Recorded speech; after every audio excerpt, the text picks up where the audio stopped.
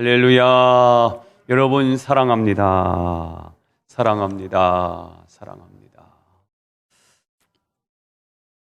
자, 우리는 지난 시간에 아브라함이 13년 동안 휴면 상태에 빠져 있을 때 하나님이 찾아오셔서 잠자는 그의 믿음을 깨우시고 그의 이름을 바꾸어 주셨습니다. 그가 성숙함을 전제로 아브라함에서 아불하함으로 이름을 바꾸어 주셨습니다. 고귀한 아버지. 아브라함도 정말 좋은 이름이지요. 고귀한 아버지예요. 후손들이 칭찬과 존경을 받는 이름이었거든요.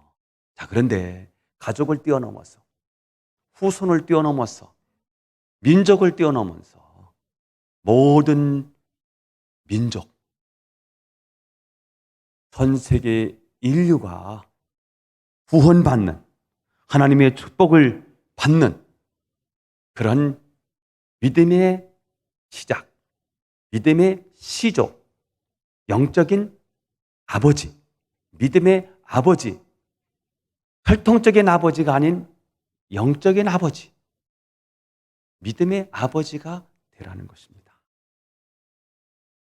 이 말씀에 아브라함이 아멘으로 화답합니다. 자, 이때 하나님께서 오늘 본문에 한 가지 당부를 하십니다.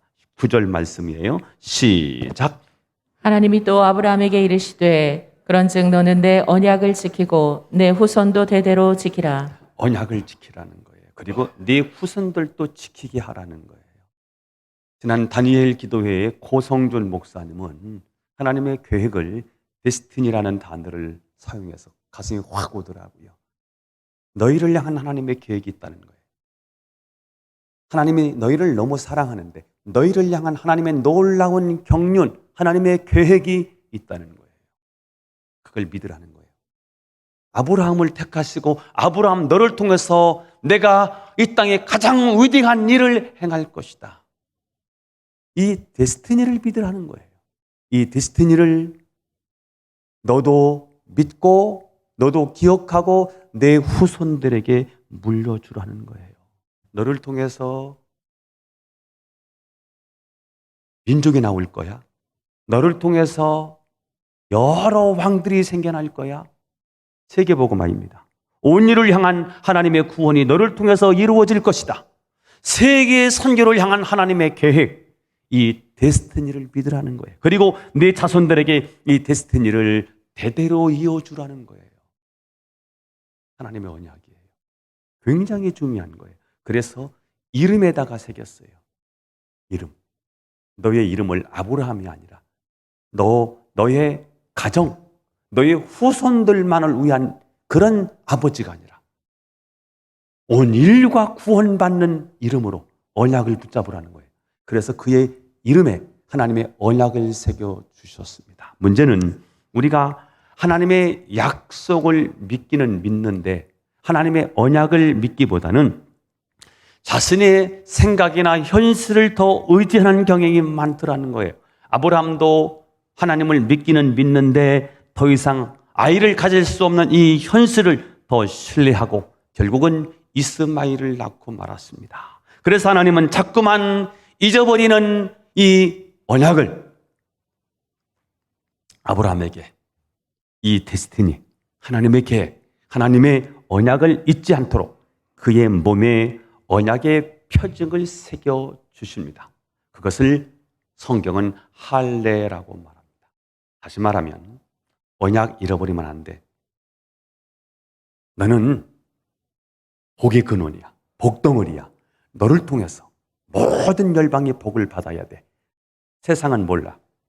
왜 망하는지, 돈 벌고 왜 망하는지, 공부 많이 한 사람이 왜 망하는지, 권력을 가지고도 왜 망하는지 세상 사람들은 몰라.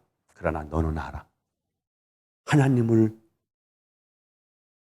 섬기면, 하나님이 함께하면, 하나님이 너희와 함께하면 그건 복이고 하나님이 떠나면 그건 저주야. 이걸 세상 사람들이 몰라.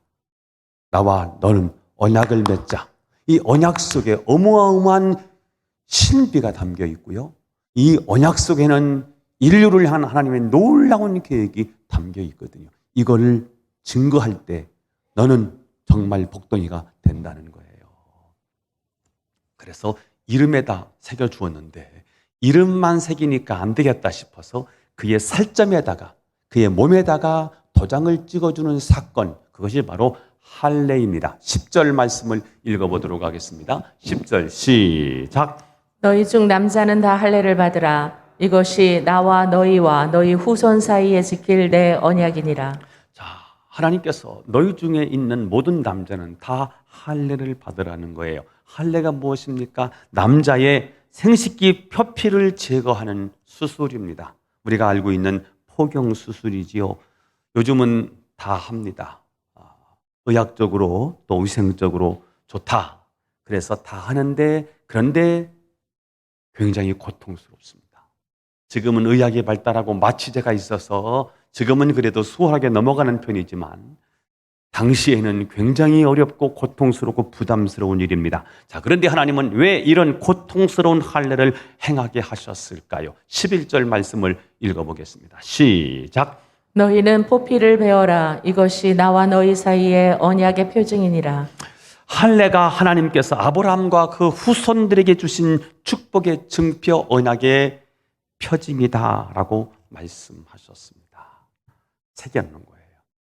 그의 몸에다가 언약을 새겨놓는 거예요. 이걸 잃으면 아브라함은 망하는 거예요. 아브라함의 후손이 망하는 이유는 이 언약을 잃어버리면 망하는 거예요. 이걸 기억해야 돼요. 자, 두 가지 얘기를 할 건데요. 첫 번째, 하나님은 왜 할례를 받으라고 하셨을까? 하나님의 언약에 맞는 삶을 살도록 하기 위해서입니다. 할례 받는 것으로 끝나면 안 돼요. 아프기만 한 거예요. 할례 받은 자로서의 삶을 살라는 거예요. 자, 할례는 정체성을 알려주는 표식입니다. 나는 하나님의 사람이다. 나는 하나님의 축복을 받은 사람이다라는 표징이고요. 또한 하나님의 약속은 변치 않는다. 하나님은 신실하신 하나님이시다. 하나님이 나에게 하신 약속은 나를 통해서 또 우리의 후손들을 통해서 반드시 이루어진다는 표징을 보여주시는 것이 할례라는 것입니다. 인간은 배신의 상처가 있지요. 왜 배신의 아픔이 있을까요? 약속을 파기하기 때문이에요. 약속을 지키지 않으면 서로 아픈 거지요. 그러나 하나님은 언약을 주셨고요. 그 언약을 반드시 이루시겠다는 증표로 하나님이 언약 증표로 할례를 요구하셨습니다. 자, 그런데 이 할례는 정체성을 줄 뿐만 아니라 할례 받은 자의 삶, 할례 받은 자답게 살라는 메시지가 담겨 있습니다. 할례는 거룩한 삶, 구별된 삶, 세상 사람들과 다르게 살라는 메시지가 담겨 있습니다. 그래서 성경 여러 곳에서 진짜 할례는 몸에 하는 할례가 아니라 마음의 할례다, 영적인 할례다 이렇게 말씀하고 있지요.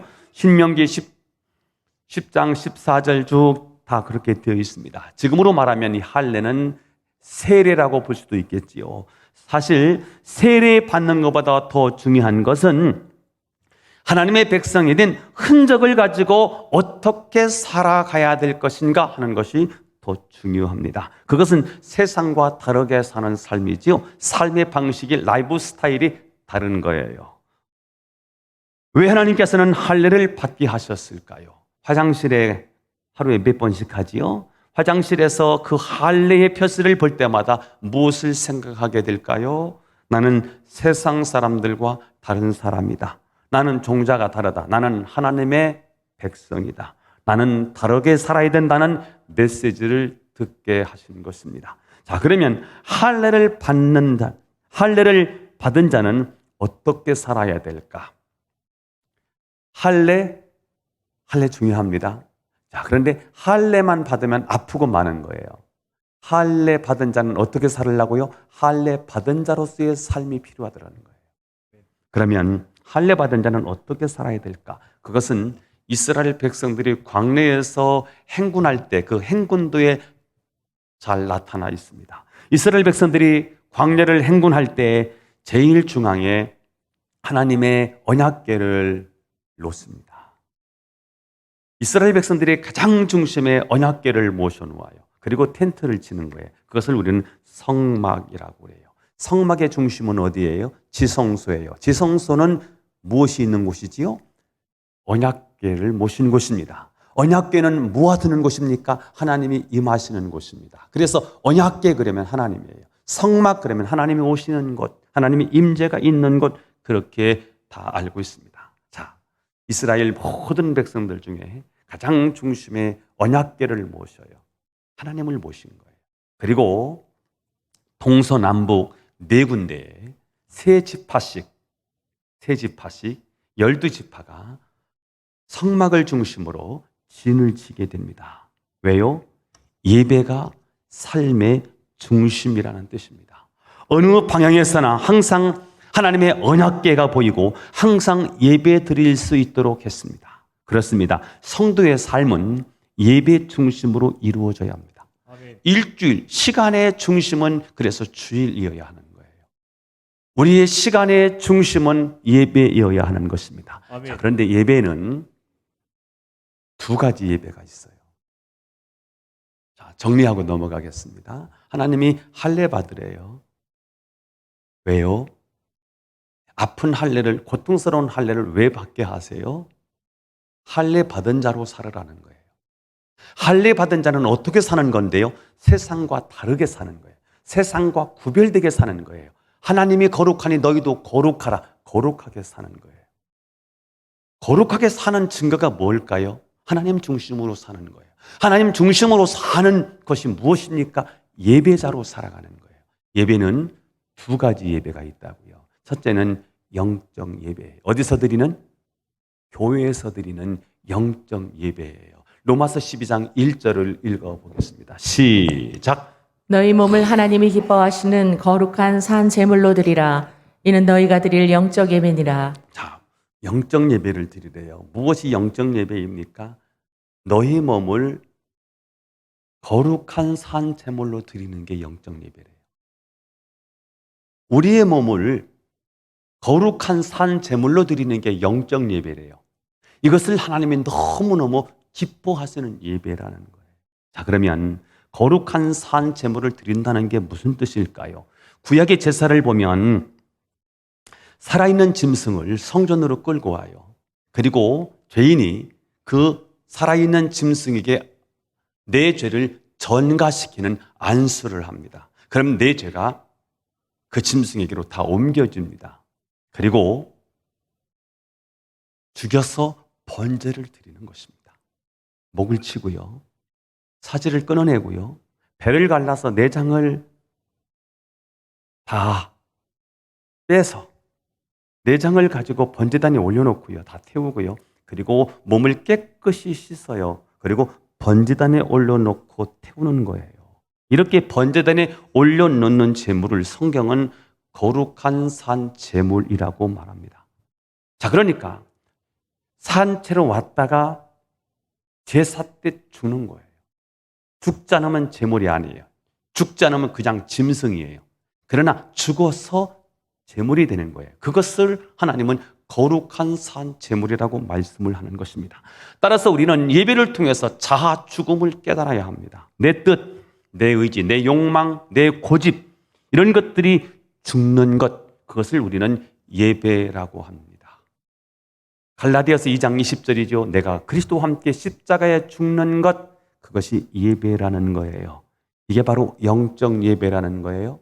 영적 예배는 무엇입니까? 예배당에 오셔서 뻣뻣하게 살아있는 게 아니에요. 내 고집이 그대로 살아있는 게 아니에요. 십자가에 죽는 거예요. 그리스도와 함께 십자가에 죽는 거예요. 나는 오늘 그리스도와 함께 십자가에 못 박혀 죽었습니다. 내 자아가 죽습니다. 오직 하나님의 능력만이 내게 임하기를 원합니다. 하나님, 나를 오늘도 지배해 주십시오. 나는 주님 뜻만이 드러나는 예배가 되기를 원합니다. 이렇게 할 때 하나님의 은혜가 임하게 돼요. 불이 임하는 예배가 되는 거예요. 성령께서 기름을 부어버립니다. 이렇게 예배를 통해서 은혜를 받고 세상에서 힘있게 살아가는 것이 예배의 본질입니다. 이것이 바로 영적 예배입니다. 저와 여러분이 회복해야 되는 예배, 바로 이 영적 예배인 줄로 믿습니다. 하나님이 오시는 예배, 하나님이 임하시는 예배, 여러분의 마음과 여러분의 상처를 만드시고 회복시키시는, 치료하시는 예배, 거룩한 하나님의 임재가 있는 예배, 그런 살아있는 예배가 저와 여러분의 헌신을 통해서 드려지기를 예수님의 이름으로 축원합니다. 아멘. 저는 이번엔 다니엘 기도를 통해서 큰 도전을 받았어요. 아, 기도가 되네. 기도가 되는 현장을 만들어야 되겠구나. 하나님이 임하실 수 있는 예배의 환경을 만드는 것이 너무 중요하구나. 그래서 재무부장님하고 제가 말씀을 많이 나눴어요. 내년에는 나만하여 기도회를 살려보겠습니다. 나만하여 기도회. 매주 금요일마다 8시 반에 있는 나만하여 기도회 모두 한번 다 집합시켜보고 나만하여 기도회. 정말 하나님이 임하시는, 기도해서 하나님 영적 체험할 수 있는 그런 영적 분위기를 만들어 보겠다. 그래서 한 달에 한 번은 외부 강사를 꼭 모셔보고 싶고요. 이것도 재무부장님하고 의견을 나누었어요. 한 달에 한 번은 외부 강사를 꼭 초청을 하고요. 그 다음에 우리 교회에서 길러냈던 우리 히스토리 워십, 그래서 우리 이주복 형제하고 저거 지난번 얘기를 나누었어요. 한 달에 한 번은 꼭 히스토리 워십이 와서 이 자리를 마련해 줬으면 좋겠다. 그리고 우리 교회 지금 찬미일 찬양팀을 지금 다시 한번 좀 살려봐야 되겠다. 그래서 우리 젊은이들은 다, 남자든 여자든 우리 젊은이들은 다 한번 앞에 서보는 거예요. 몇 명만 쓰지 말고 다 서보는 거예요. 다. 젊은이들 다 서보는 거예요. 현주자매도 쓰고 연원이자매도 쓰고 진석이 형제도 쓰고 앞에 섰던 사람들은 그 정도로 다 서고요. 한번 다 서보는 거예요. 그래서 영적인 분위기를 만들어야 되겠다. 그래서 하나님이 진짜 오시는, 하나님이 임재하시는, 성령 체험을 하는 그런 예배를 드려야 되겠다. 문제는 여러분의 참여입니다. 불을 만드는데요, 큰 불을 만들어야 합니다. 그래야 캠프파이어를 할 수 있습니다. 여러분 한 사람 한 사람이 장작입니다. 장작 한두 개 가지고는 큰 불을 만들 수 없습니다. 하나, 둘, 셋, 넷 계속해서 장작이 모아져야 됩니다. 그래야 큰 불을 만들어요. 큰 불을 만들어야 캠프파이어예요. 거기에 즐거움이 있어요. 행복이 있어요. 기쁨이 있어요. 거기에 만족이 있어요. 행복이 있다니까요. 일찍 오셔야 합니다. 나만의 기도해 보면 너무 늦게 와요. 찬양 다 끝났는데, 설교 끝났는데 오세요. 그러지 마세요. 이 공동체를 위해서, 공동체가 회복되기 위해서 서로 헌신하셔야 됩니다. 내가 시간을 헌신하지 않으면, 내가 먼저 나서서 하늘에 썩어지는 미랄이 안 되면, 내가 먼저 나서 장작이 되어주지 않으면 큰 불을 만들 수가 없어요. 하나님이 오실 수밖에 없는 환경을 만드는 일은 저와 여러분의 참여가 필요합니다. 아멘. 여기에 헌신하실 분 아멘 하십시다. 아멘. 다 나오셔야 됩니다. 나만하여는 이 교회를 살리느냐 죽이느냐라고 하는 아주 중요한 예배 현장이라고 제가 믿고요. 그렇게 한번 살려보려고 해요. 황폐한 예루살렘을 회복시키는 것이 하나님의 계획이었지 않습니까? 자, 그런데 하나님이 뭐라고 말씀하시죠? 너희도 해야 할, 너희가 꼭 그래도 해야 될 일이 있다는 거예요. 예수께서 36장 37절을 읽어보겠어요. 시작. 주 여호와께서 이같이 말씀하셨느니라. 그래도 이스라엘 족속이 이같이 자기들에게 이루어주기를 내게 구하여야 할지라. 교회 부흥은 하나님의 계획이에요. 하나님의 뜻이에요. 그래도 우리가 해야 할 일이 하나 있다 이거예요. 그게 뭐예요? 그래도 내게 구하여야 할지니라. 여러분, 무너진 재단을 어떻게 수축할 수 있을까요? 코로나로 인하여 많은 분들이 교회 출석을 하지 않고 있습니다. 어떻게 무너진 교회를 수축할 수 있을까요? 모여야 돼요. 공동체가 회복되어야 됩니다. 중요한 것은 하나님이 임재하실 수 있는 환경을 만드는 것. 이거 정말 중요합니다. 몇 사람의 헌신이 아니고요. 우리 모두가 모이는 거예요. 다른 거 헌금하라는 것도 아니잖아요. 뭐 봉사하는 것도 아니잖아요. 와, 앉아있는 거예요. 와, 앉아서 마음의 문을 열고 앉아있기만 하면 이제부터는 하나님이 일하실 거예요. 아멘. 저는 여러분이 나만하여 기도해. 금요일 그 시간에 안 오면 뭐 하는데요? TV 보고 앉아있는 거 말고는 뭐 할 거 있습니까? TV 끄고 나오시면 되는 거 아닙니까? 그럼 우리 집안이 사는데요. 내 영혼이 사는데요. 모든 것을 절제하시고요. 하나님 앞에 나오는 그런 축복의 발걸음이 될 수 있기를 예수님의 이름으로 축원합니다. 아멘. 두 번째, 예배는 이렇게 모여서 하나님 임재를 체험하는 영적 예배가 있는가 하면 교회 밖에서 드리는 삶의 예배가 있습니다. 로마서 12장 2절입니다.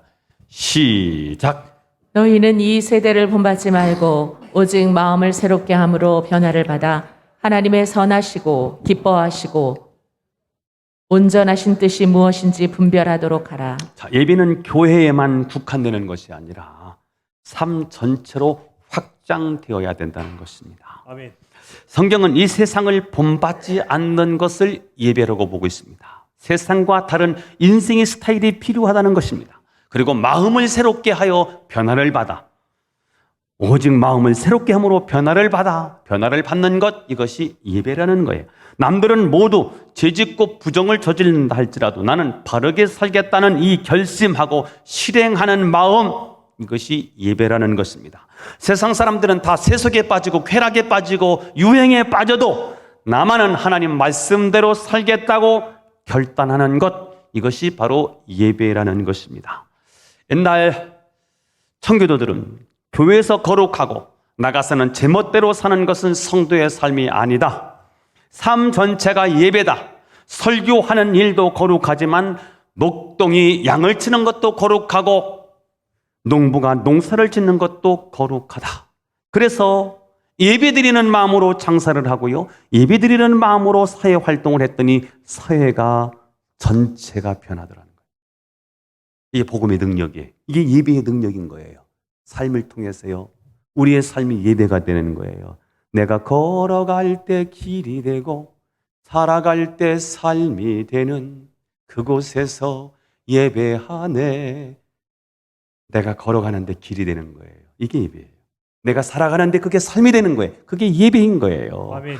그러나 여러분, 삶의 예배는 이렇게 공동으로 모여서 영적 예배를 통해서 은혜로 충만하지 못하면 불가능합니다.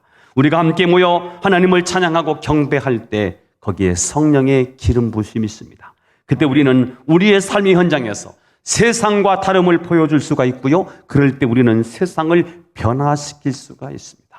교회에서의 영적 예배, 그리고 교회 밖에서 세상에서 소금이 되는 거지요. 이게 예배자입니다. 이것이 바로 할례 받은 자의 삶입니다. 여기까지 정리 한번 할까요? 하나님은 언약을 맺은 아브라함에게, 언약을 자꾸 잊어버리는 아브라함에게 이름을 바꿔주더니 이번에는 그의 몸에 언약을 새기래요. 그게 할례입니다. 할례를 받으래요. 할례를 받으라는 이유가 뭘까요? 할례 받은 자로서 살라는 거예요. 어떻게 사는 게 할례 받은 자의 삶일까요? 다르게 사는 거예요. 세상과 구별되게 사는 거예요. 세상과 구별되게 사는 삶이 뭔데요? 예배드리는 삶이에요. 하나님 중심으로 사는 삶이에요. 예배는 두 가지가 있다고 그랬어요. 첫 번째는 교회 안에서 드리는 영적 예배, 예배가 굉장히 중요해요. 두 번째는 교회 밖에서 삶으로 드리는 예배가 있어요. 교회 안에서 영적 예배가 될 때 교회 밖에서 소금의 역할을 할 수 있어요. 이게 할례 받은 자의 삶이라는 거예요. 자, 그러면 두 번째입니다. 우리가 할례 받은 자로 세상을 살아갈 때 어떤 결과를 얻게 됩니까? 두 가지 얘기를 할 거예요. 첫 번째는 자녀에게 언약이 계승됩니다. 따라서 해보겠습니다. 자녀에게 언약이 계승된다. 자녀에게 언약이 계승된다. 9절 하반절을 읽겠습니다. 9절 하반절 시작. 그런즉 너는 내 언약을 지키고 내 후손도 대대로 지키라. 여러분이 믿음을 가졌다 할지라도 자녀들에게 이 믿음을 전해주는 것은 대단히 어렵습니다. 우리는 우리 자신이 잘 믿는 것은 어느 정도 하는데 자녀들이 믿음을 갖게 하는 데는 좀 게으른 부분이 있습니다. 그들은 우리 세대와 다르지 않느냐, 그런 생각 때문에 교회 가기보다는 은근히 학원 가기를 원하고 있고요. 오히려 아이가 교회에 가겠다고 하면 야단치는 부모도 있습니다. 자식을 지옥 자식으로 만들기로 작정을 한 거지요. 몰라요. 그런데 여러분, 나는 할례 받을 수 있어요. 그러나 내 자식을 할례 받게 하는 일이 쉽지 않더라고요. 엄청난 대가를 지불하지 않으면 이게 쉽지 않더라고요. 해보니까 그렇지요? 우리는 두 아이를 키우잖아요. 첫째는 일찍부터 목사가 되었다고 해서요, 조금 수월했습니다. 둘째는요, 굉장히 공을 들였습니다. 쉽지 않습니다. 목사가 이렇게 어려운데 평신도는 얼마나 어려울까요? 부흥의 시대예요. 너도 나도 다 교회 가는 시대는요, 그래도 수월했는데 다 안 가는데 우리 자신만 교회를 보내야 돼요. 굉장히 어려울 거요. 자아가 형성된 후에 신앙을 접하면 신앙이 그 내면 깊은 곳까지 가기가 어렵습니다. 주일 예배를 통해서 은혜를 받아도요, 세상의 자극적인 세상 환경에요, 은혜 받은 게 금방 깨져버리고 금방 식어버리고 맙니다. 이미 형성된 합리적인 사고가 초월적인 은혜를 거부해요. 그래서 여러분, 자녀가 예수 믿고 세례 받고 하나님의 자녀로서 살도록 만드는 일에는요, 굉장한 대가 지불을 해야 돼요. 쉽지 않아요. 세례 받았으니까 반드시 예수 믿을 거야. 안 된다니까요. 한 번 구원은 영원한 구원이니까 주께로 돌아올 거야. 그 자식이 못 돌아오고 죽는다니까요. 공들여야 됩니다. 우리는 어떻게 언약을 자손들에게 계승해 줄 수 있을까? 오늘 12절에 이렇게 되어 있어요. 난지 8일 만에 할례를 받을 것이라. 하나님은 아이가 난지 8일 만에 부모의 의지로 아이에게 할례를 행하게 합니다. 여기서 유아 세례가 나왔어요. 이것은 부모가 자식을 하나님의 백성으로 키우겠다는 선언입니다. 언약 백성으로, 믿음의 백성으로, 예배의 백성으로 키우겠다고는 선언이고, 일종의 이것은 신앙의 결단입니다. 유아 때 이거 못하면 어려워요. 나서 아이가 말하고요, 자아가 이미 형성되잖아요. 그 자식은 말 안 듣습니다. 언제 해야 되느냐? 4살 전에 다 끝내야 됩니다. 4살이 넘어가서 그때서 맑게 알아들을 때 신앙 교육시켜야 되겠지. 안 된다니까요. 그래서 난지 8일 만에 할례 의식을 거행하는 거예요. 부모가 할례 받지 못하면, 부모가 예배 중심이 되지 못하면 자녀에게 할례 행할 수 없습니다. 누가 와서 낚시하자면 낚시질 하러 가고요. 누가 등산하러 가자면 등산 가고요. 그런 사람은 예배가 삶의 중심이 아니라 예배가 액세서리입니다. 이런 사람은 작은 어려움이 있어도 쉽게 예배를 포기합니다. 이런 자녀를 언약의 자녀로 만들 수가 없습니다. 어떻게 언약 자녀로 만들 수 있을까요? 함께 예배 드리는 거예요. 구원받게 하고 세례받게 하는 것입니다. 자녀가 예배를 떠나는 순간 그 자식은 내 자식이 아니고요, 마귀 자식이 된다는 사실을 꼭 기억하셔야 합니다. 공부해라, 출세하라 하기 전에 꼭 예배를 가르치셔야 됩니다. 여러분, 자녀의 믿음을 위하여 이사해 본 적이 있습니까? 맹부 삼천을 아십니까?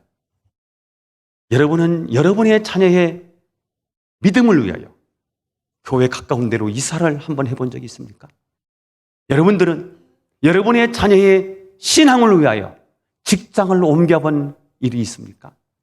여러분은 자녀를 위해서 어떤 희생을 하셨습니까?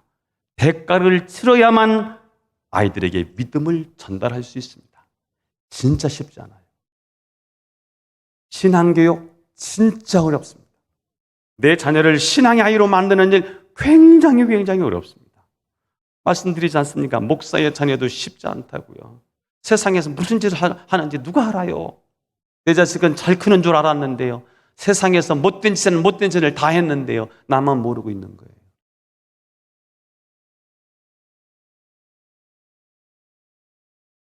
할례 받은 자로서 세상을 살 때 어떤 결과를 얻게 되는가? 자녀에게 언약이 계승됩니다. 두 번째는 전도의 열매가 맺힙니다. 뭐라고요? 전도의 열매가 맺힙니다. 모든 이방인들이 다 할례 받는 것이 하나님의 뜻입니다. 12절, 13절, 12절, 13절 시작. 너희의 대대로 모든 남자는 집에서 난 자나 또는 너희 자손이 아니라 이방 사람에게서 돈으로 산 자를 막론하고 난지 8일 만에 할례를 받을 것이라. 너희 13절. 집에서 난 자든지 너희 돈으로 산 자든지 할례를 받아야 하리니 이에 내 언약이 너희 살에 있어 영원한 언약이 되려니와. 네, 놀라운 사실은 아브라함의 가족뿐만 아니라 아브라함의 집안에 있는 모든 이방인들까지도 다 할례를 받게 하라는 것입니다. 모든 족속에게 복음이 전파되는 것이 하나님의 뜻이고 하나님의 마음이에요. 예수 그리스도께서 말씀하셨죠. 마태복음 28장 19절 말씀을 읽어보겠습니다. 시작. 그러므로 너희는 가서 모든 민족을 제자로 삼아 아버지와 아들과 성령의 이름으로 세례를 베풀고. 너희는 가서 모든 민족을 제자로 삼아. 모든 민족이에요. 대한민국만이 아니에요. 이스라엘만이 아니에요. 모든 민족을 제자로 삼아 아버지와 아들과 성령의 이름으로 세례를 주는 거예요. 세례를 주는 게 뭐예요? 예수 믿는다는 표시 아닙니까? 결혼식이 뭐예요? 이 두 부부가 하나가 됐다는 표시 아닙니까? 세례식이 그런 겁니다. 세례를 베풀라는 거예요. 예수 그리스도를 증거하고 예수 믿게 하라는 거예요. 그 세례입니다. 자, 그러면 어떻게 이방인들에게까지 할례를 받게 할 수 있을까? 어떻게 하면 이방 사람들에게, 모든 민족들에게 이 복음을 전할 수 있을까? 14절을 읽어보겠습니다. 시작. 할례를 받지 아니한 남자 곧 그 포피를 베지 아니한 자는 백성 중에서 끊어지리니 그가 내 언약을 배반하였음이니라. 예. 생식기의 표피를 잘라내는 일, 굉장히 고통스러운 일입니다. 저는 군대에서 일을 했는데요. 못 걸어요. 한 3일 동안은요, 걸음걸이가 어렵고요. 정말 고통스럽습니다. 이 할례는 무엇을 상징하느냐 하면, 할례는 예수 그리스도의 십자가를 상징하는 거지요. 고통입니다. 할례는 고통스럽지만 이 고통을 감수하고 할례를 받아야 구원받아요. 구원의 백성인 거예요. 예수께서 십자가에 못 박혀 피 흘려 죽으셔야만 우리의 죄를 해결하는 거예요. 고통스러워요. 예수님도 우리와 똑같은 육체를 가졌기 때문에 우리가 당하는 모든 고통을 고스란히 그분도 느끼게 되는 거예요. 하나님이신 그분이 사람의 몸을 입고 이 땅에 오셔서 우리가 당하는 모든 고통과 아픔을 그분이 다 감당하시는 거예요. 십자가의 고통이 얼마나 아프다는 것을 주님 이미 아셨기 때문에 이 잔을 피하고 싶은 거예요. 아버지여, 이 잔을 피하게 해주십시오. 이 잔을 옮겨주십시오. 이렇게 했던 이유가 뭐예요? 십자가를 치러 오셨지만, 인간을 구원하시기 위해 이 땅에 오셨지만 십자가는 감당할 수 없는 고통이었던 거거든요. 이게 바로 십자가예요. 그분이 십자가를 통하지 않고서는 인류 구원을 할 수가 없어요. 대가를 지불하지 않으면 인류가 구원을 얻을 수 없어요. 여러분, 이방 사람들이 다 주께로 돌아와야 돼요. 표피를 잘라내야 되는 거예요. 굉장히 고통스러운 일이에요. 헌신, 희생, 죽음을 통해서 구원이 와요. 자, 그런데 요즘 언약에는 동참하겠으나 할례를 받지 못하겠다는 사람들이 많이 생기기 시작합니다. 언약이 주는 은혜와 혜택은 누리겠지만 이 언약을 통해서 져야 할 의무와 책임을 지지 않겠다는 것입니다. 장차 누릴 좋은 것은 원하지만 지금 당장 힘들고 괴로운 것들은 싫다는 것입니다. 이것은 눈앞에 사소한 것들 때문에 혹은 작은 아픔 때문에 정말 가치 있는 것들을 다 포기하겠다는 것과 마찬가지입니다. 달면 삼키고 쓰면 내뱉는 속물 근성들이 우리 안에 있다는 사실입니다. 성경은 이런 사람들을 백성 중에서 끊으라는 거예요. 구원해서 죄시키라는 거예요. 자, 정리입니다. 언약입니다. 언약. 아브라함 이름 속에 언약에 다 담겨 있어요. 언약입니다. 복의 근원인 거예요. 왜 그렇게 사람들이 힘들은지 몰랐어요. 이 언약을 몰라서 그래요. 이스라엘 백성들이 왜 그렇게 망했는지 몰랐어요. 이 언약을 놓쳐서 그래요. 언약을 저버려서 그런 거예요. 언약을 파괴해서 그런 거예요. 언약은 반드시 뭐가 있어야 돼요? 삶이 있어야 돼요. 언약, 삶, 구원. 한번 따라서 해보겠습니다. 언약, 삶, 구원. 구원. 이게 이어지고 있어요. 이게 다 연결되었어요. 자, 하나님 말씀하세요. 내가 너를 축복하겠다는 거예요. 내 씨를 통해서 내 뜻을 이루겠다는 거예요. 언약이에요. 하나님 아브라함과 언약을 맺었어요. 근데 언약이 좋은 말로 끝날 수 있어요. 좋은 연설로 끝날 수 있어요. 그래서 하나님이 안 된다, 삶이 필요하다 해서 할례 받으라는 거예요. 할례는 삶인 거예요. 살으라는 거예요. 그렇게 살면 구원하신다는 거죠. 여러분은 할례의 흔적이 있으십니까? 여러분 육체의 할례를 받으셨습니까? 담배 끊으셨나요? 술 끊으셨습니까? 육체의 할례입니다. 신앙생활을 가로막는 여러분의 고질적인 습관이 있습니까? 육체의 할례를 받으셔야 됩니다. 또한 가치관의 할례를 받으셔야 됩니다. 세상에 너무 좋습니까? 하나님 나라보다 세상에 너무 좋습니까? 가치관의 할례를 받으셔야 됩니다. 여러분 돈이 너무 좋습니까? 하나님보다 돈이 더 좋습니까? 가치관의 할례가 필요합니다. 하나님보다 더 좋은 가치관, 할례 받아야 합니다. 영적인 것보다 물질이 더 좋다면 할례 받으셔야 됩니다. 영적인 것보다 더 좋은 것들이 많다고 생각하는 그 가치관을 여러분 오늘 할례 받으셔야 됩니다.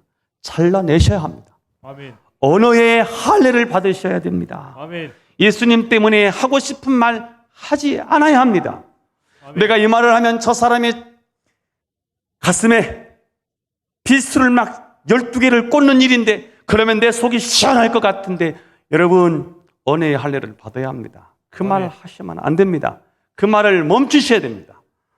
사람을 해치는 말, 사람을 망가뜨리는 말 할례 받으셔야 됩니다. 좋은 말 하셔야 됩니다. 은혜로운 말 하셔야 됩니다. 아멘. 사랑의 말을 해야 됩니다. 아멘. 용기를 주는 말을 해줘야 됩니다. 용기를 북돋워 주는 말을 해줘야 됩니다. 언어의 할례를 여러분 받으실 수 있기를 바랍니다. 아멘. 예수님 때문에 손해 보셨나요? 여러분 예수님 때문에 도저히 용서할 수 없는 사람 용서해 보셨나요? 예수님 때문에 사과하면 내 속에서 막 뭔가 더러운 것이 막 나올 것 같은 구역질이 나올 것 같은 그런 마음에도 불구하고 예수님 때문에 사과해 보신 적이 있으십니까?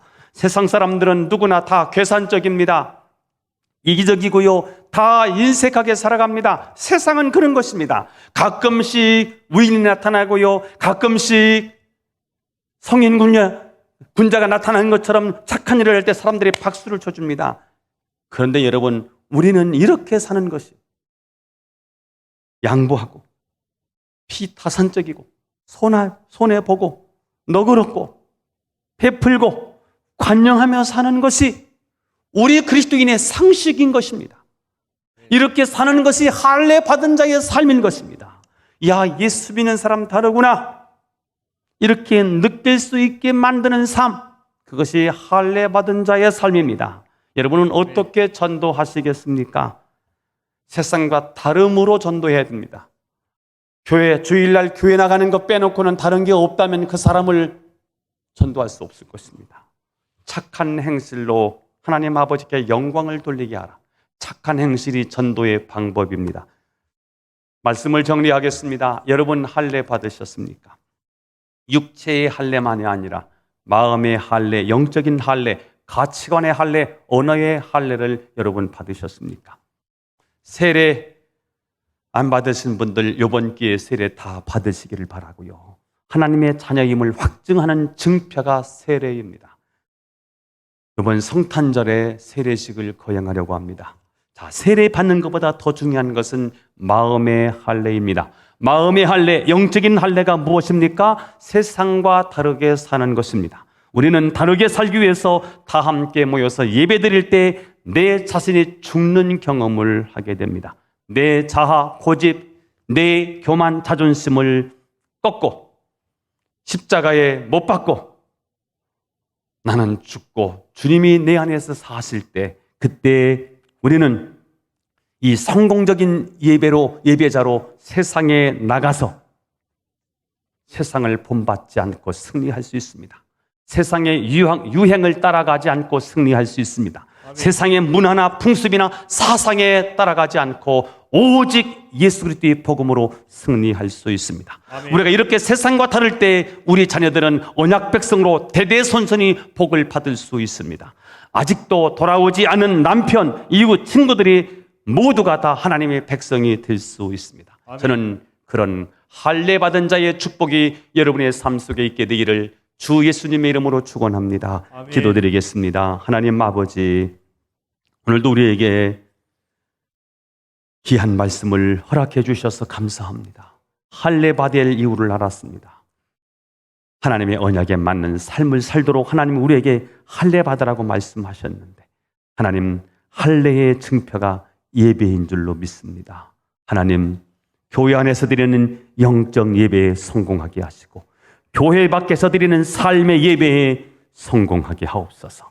그때 우리의 자녀들이 예수 믿게 되고 자녀에게 하나님의 언약이 계승될 줄로 믿습니다.